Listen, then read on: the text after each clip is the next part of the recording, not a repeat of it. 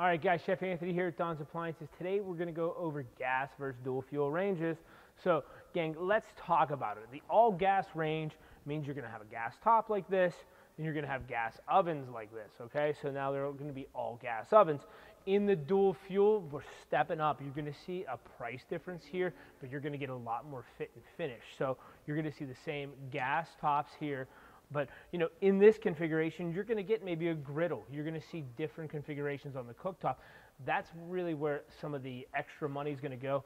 And obviously, you're going to get all electric ovens. So even in this 48, you're going to see twin fan electric ovens in here that, you know, are a lot more precise in baking and cooking. And you're going to see in these 48s a lot more features in the dual fuel, such as self-cleaning, such as different convection configurations, plus different food guides, and really a lot more cooking tools at your fingertips. So really where that price bump up is really comes in with the electric ovens and all the fit and features that come with those, okay?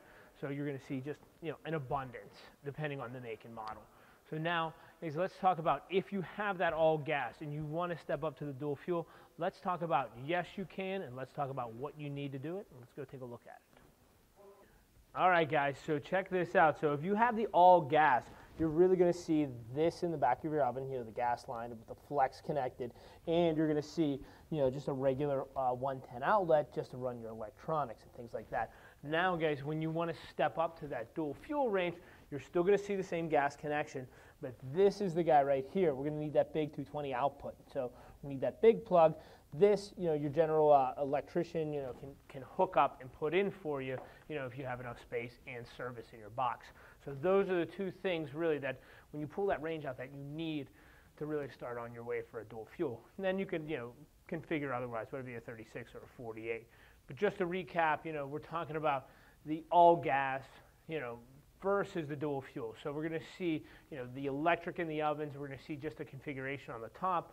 We're going to see a big price difference, you know, a moderate price difference, but you're going to see a ton more fit and feature, you know, with these upcoming models in dual fuel. And, you know, that's really the way a lot of places are trending. A lot of kitchens are trending. People love the gas, but they love to bake and they love to cook in the electric for even heat and flexibility, and plus the self-clean, don't forget.